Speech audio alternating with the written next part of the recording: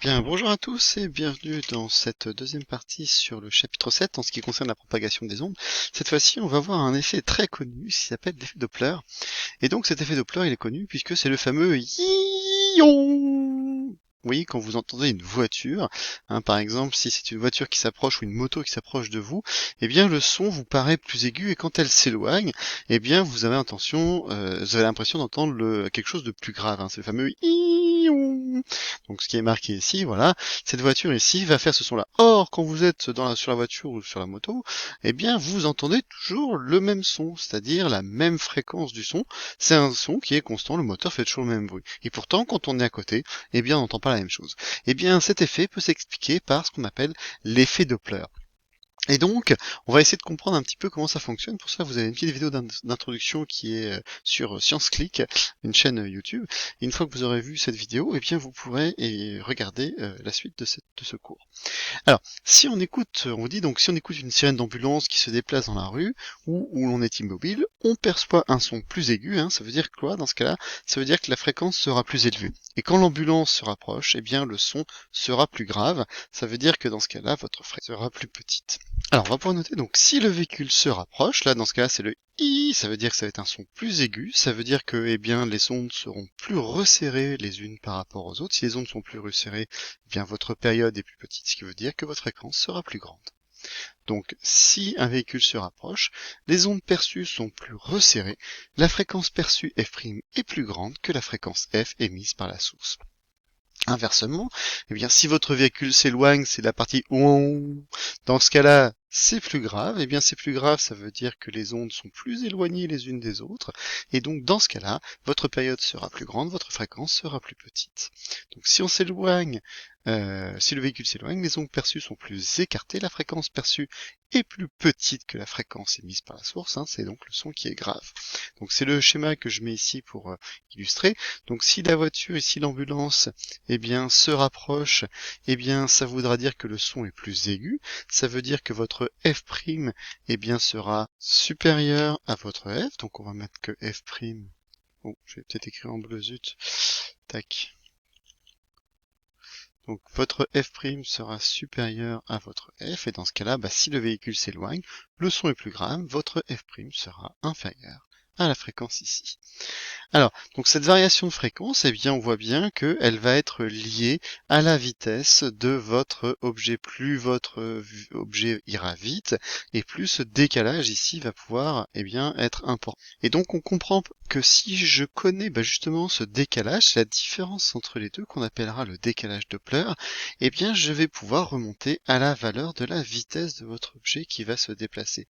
Donc ça veut dire que ça a énormément d'importance, puisqu'on va pouvoir déterminer eh bien, par un moyen extérieur, la vitesse à laquelle un objet va pouvoir se déplacer. C'est ce qu'on va appeler donc la vélocimétrie. Vélos, ça veut dire vitesse, et métrie, c'est la mesure de la vitesse. Il existe énormément d'applications à cet effet Doppler.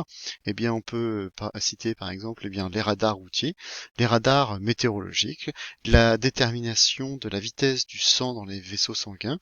Par exemple, eh bien, si on observe l'accélération de la vitesse du sang dans le sang, eh bien, ça veut dire qu'il y a un rétrécissement des veines et ça peut être un problème justement puisque ça peut fermer des caillots, des choses comme ça peut y avoir une accumulation. Ça veut dire qu'il y a peut-être des graisses qui bouchent l'entrée des artères et donc ça nous permet donc de détecter à l'intérieur des veines s'il n'y a pas justement eh bien des risques d'infarctus ou des choses comme ça.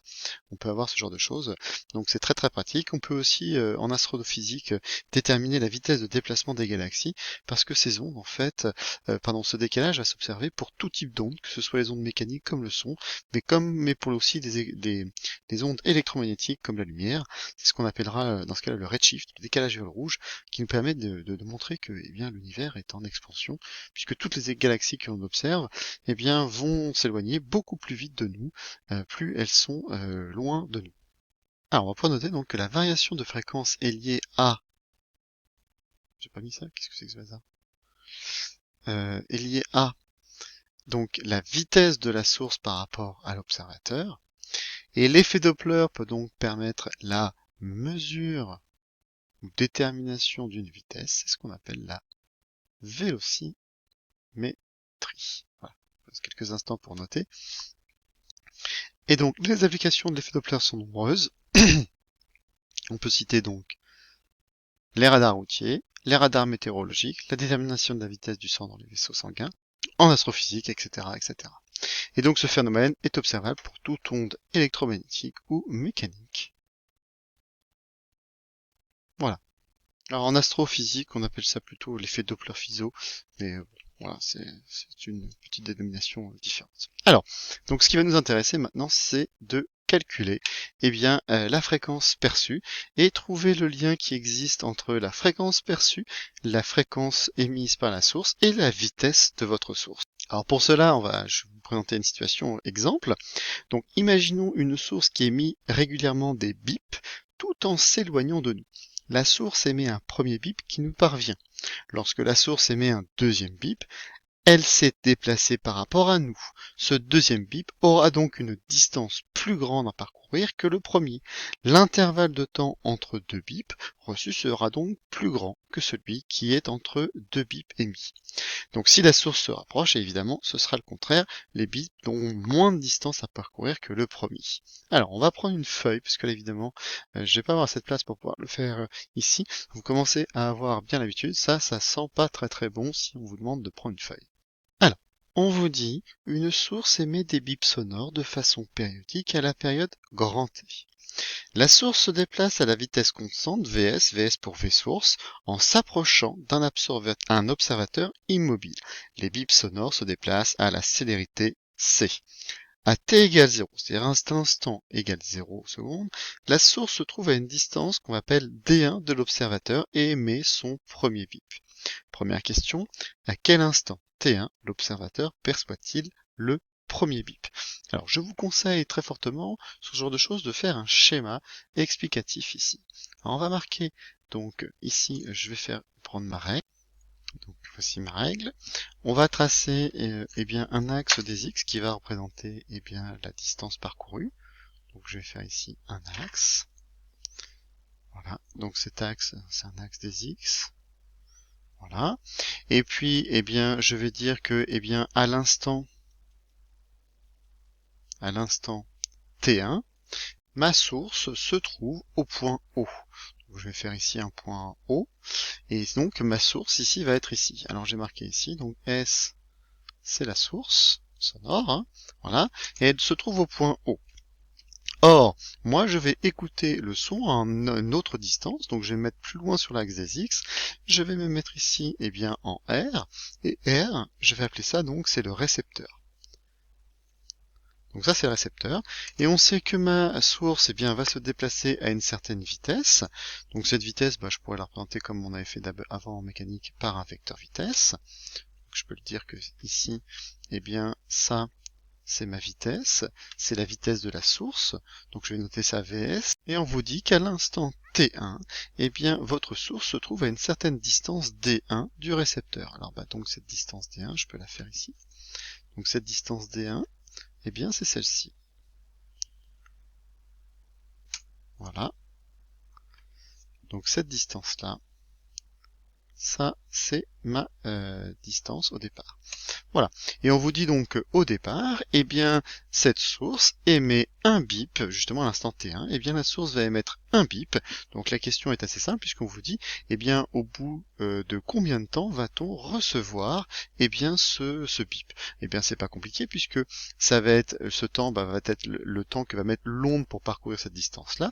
Nous, on sait, nous, que justement, votre vitesse, alors si je vais mettre question petit 1, alors petit 1, donc, vous savez, la formule générale, c'est V égale T sur T. D'accord? Alors nous, on veut un temps, ça veut dire que, T égale, D sur V.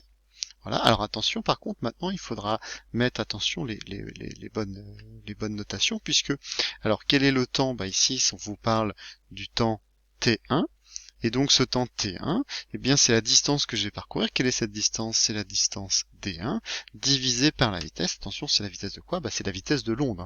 Ce n'est pas la vitesse de la source, puisque votre source ici, elle est en ce point-là. Par contre, on émet un bip en ce temps-là, et donc le bruit que je vais entendre, c'est bien la vitesse de l'onde dans laquelle il va falloir prendre en compte ici. Donc j'ai ici la relation, ça c'est le temps qu'il va falloir à mon onde sonore pour pouvoir être entendu au niveau du récepteur quand j'émets un bip ici en point 0. Alors, deuxième question, à quelle distance D2 de l'observateur se trouve la source lorsque elle émet son deuxième bip? Alors, on va mettre petit 2.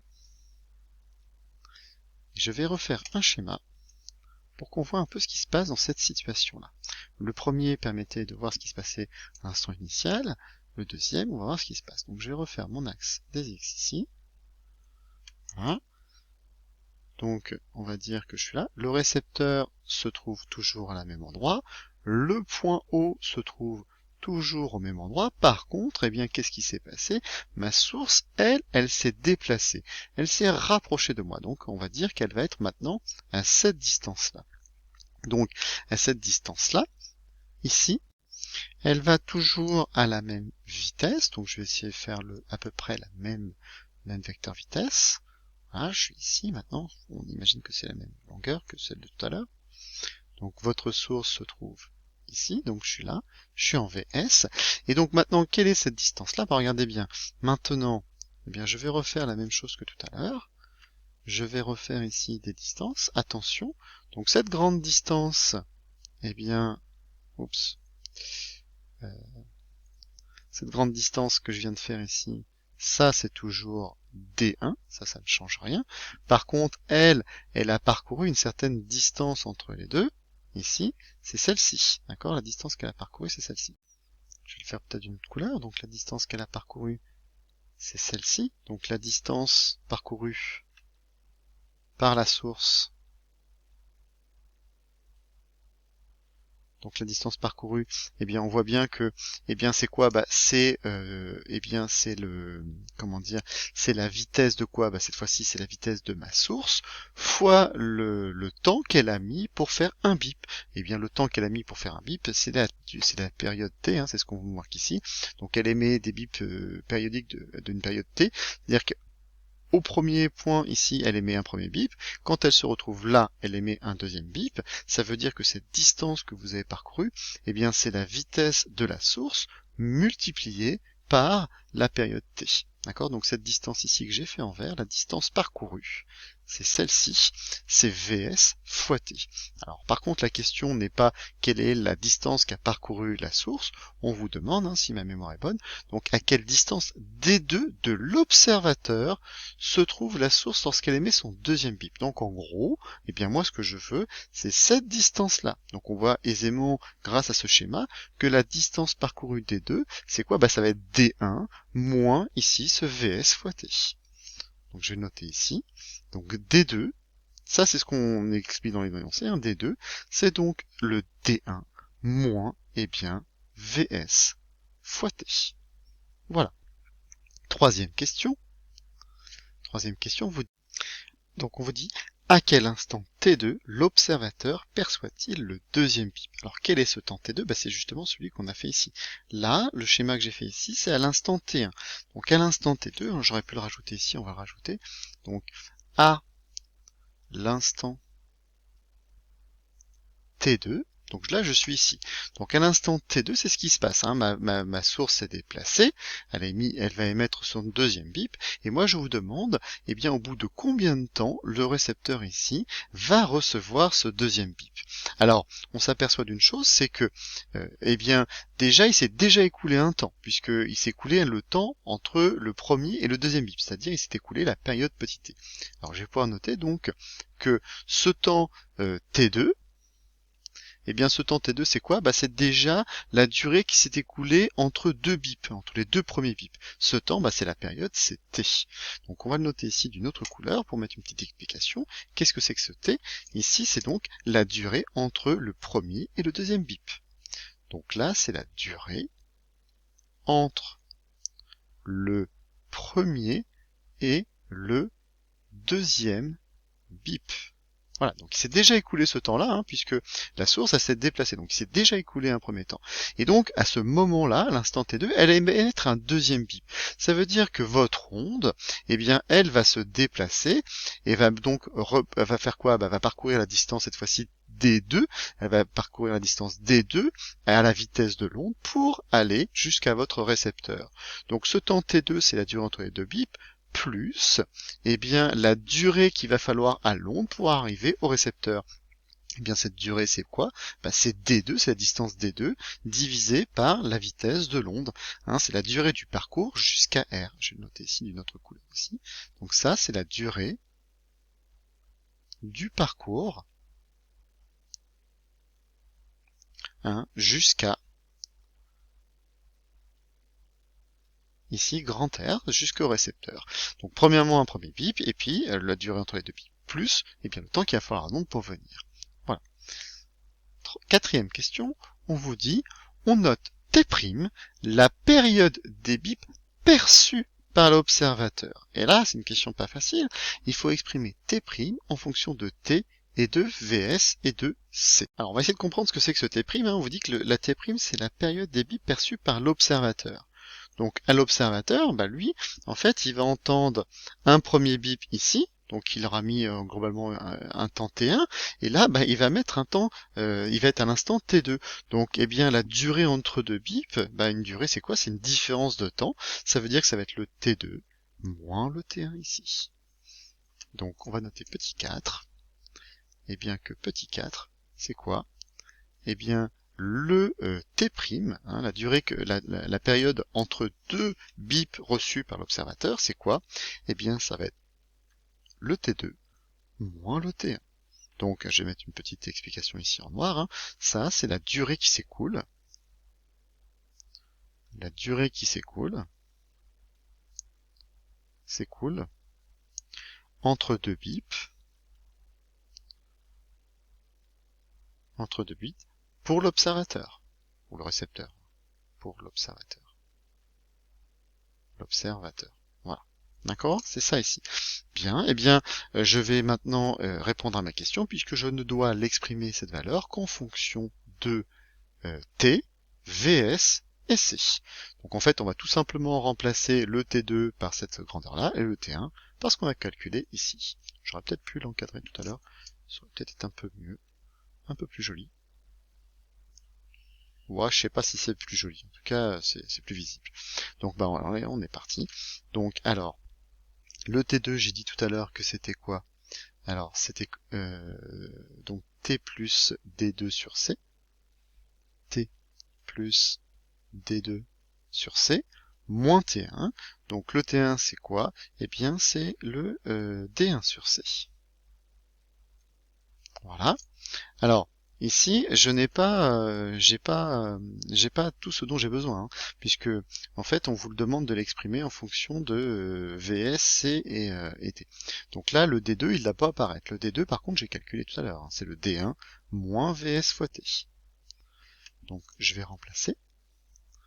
Donc, T, c'est égal, T' est égal à T plus D2. Alors, D2, on a dit que c'était D1 moins VS fois T sur C, moins D1 sur C. Bon, là, j'espère que vous voyez que ici, on va pouvoir mettre sur le même dénominateur.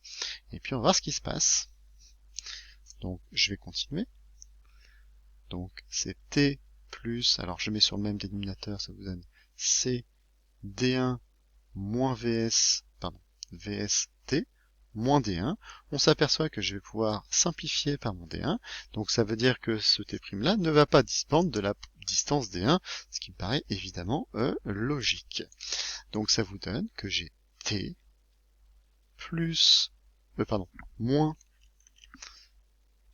VS fois T sur C. Voilà. On va pouvoir factoriser par T maintenant.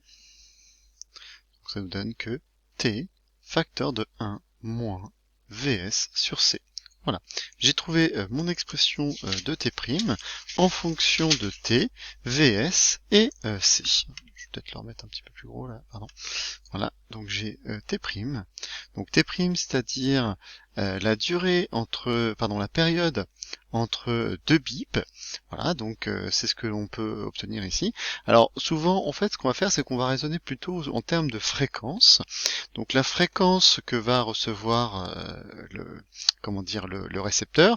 Donc il va falloir changer, mais T', eh bien, en F' et monter en F. Ça doit être la question suivante. Oui, ça doit bien être ça. Donc on note F, la fréquence des bips émis par la source, et F', la fréquence des bips reçus par l'observateur. On rappelle évidemment F égale 1 sur T. Bon, j'espère que vous vous en souvenez, sinon c'est un peu compliqué. Donc exprimer F' en fonction de F, Vs et C. Donc on va essayer de faire ça. Alors je vais mettre... on va continuer ici, comme ça j'ai au moins mon expression à cet endroit-là. Alors, donc, on sait que F'... Oh, pourquoi je suis en rouge? Zut. Donc F', eh bien, c'est égal à 1 sur T', d'accord? Donc ça va donc être égal, je vais faire 1 divisé par cette chose-là, donc ça vous donne 1 sur T fois, eh bien, 1 sur 1 moins Vs moins C. Alors mathématiquement, mais qu'est-ce qui se passe là? Zut. Mathématiquement, c'est pas très joli. Donc en fait, eh bien, on va essayer de remettre un petit peu d'ordre dans tout ça. Alors on voit ici que par exemple, eh bien, j'ai le terme ici 1 sur T qui apparaît. Alors ce terme ici, eh bien, ça c'est F. Voilà, ça c'est celui-là. Et puis celui-ci, eh bien, ce que je vais faire, c'est que j'aime pas avoir des doubles fractions. C'est pas très joli d'avoir des doubles fractions.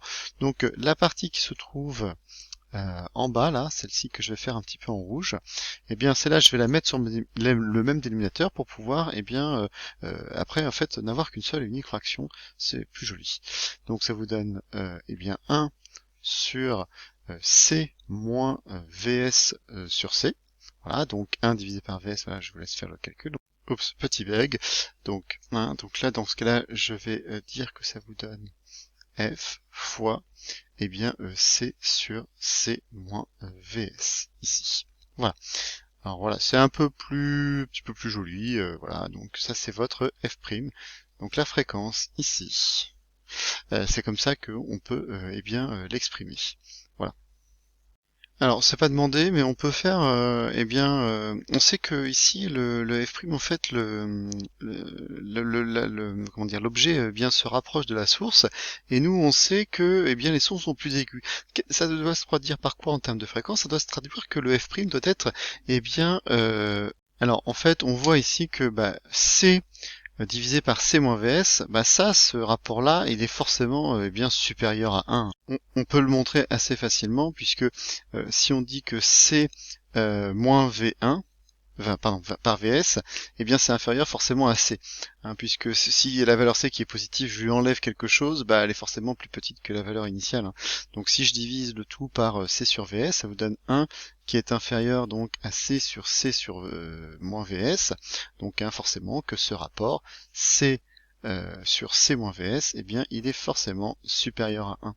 Si ça c'est supérieur à 1, ça veut dire que F' est forcément supérieur à F, et donc on a bien une fréquence qui est plus élevée quand la source se rapproche. Ça veut dire que justement on va entendre un son plus aigu. Et dernière question, ça va être le contraire. Donc la dernière question c'est quoi? C'est que devient de cette expression si la source s'éloigne de l'observateur?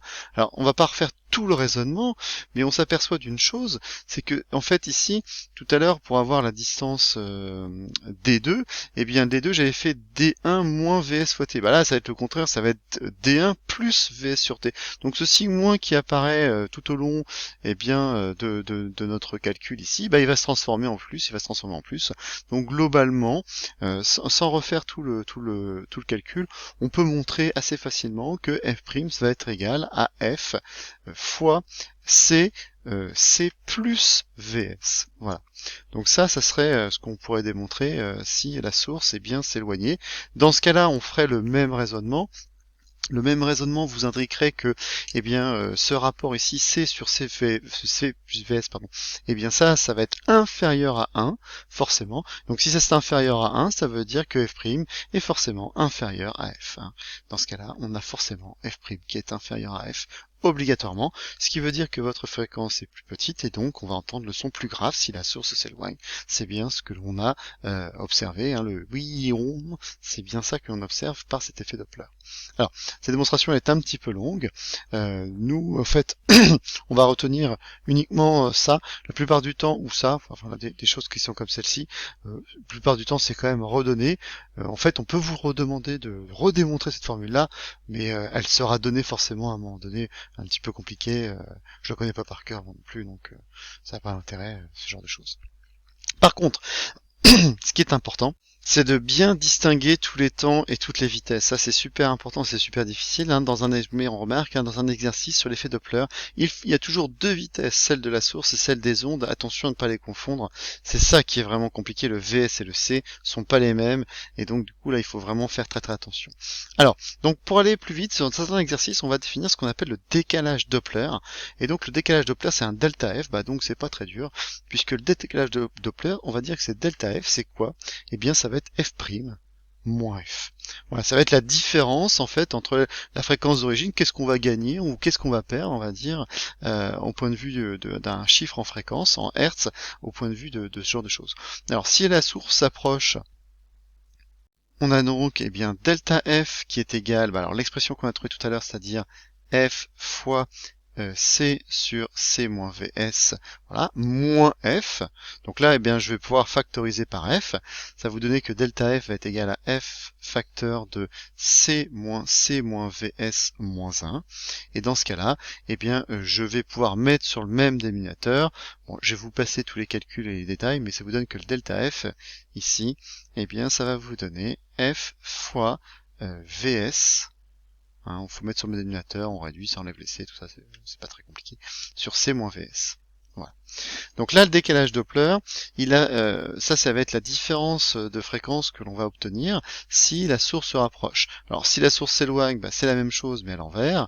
Donc le delta F ici, c'est quoi? C'est F fois C sur C plus VS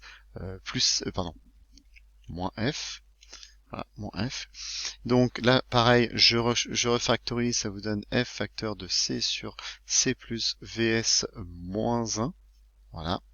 Et donc dans ce cas-là, je remets sur le même dénominateur et tout ça, etc. Et ça vous donne moins f sur vs sur c plus vs ici. Voilà. Alors, cette formule est un petit peu compliquée.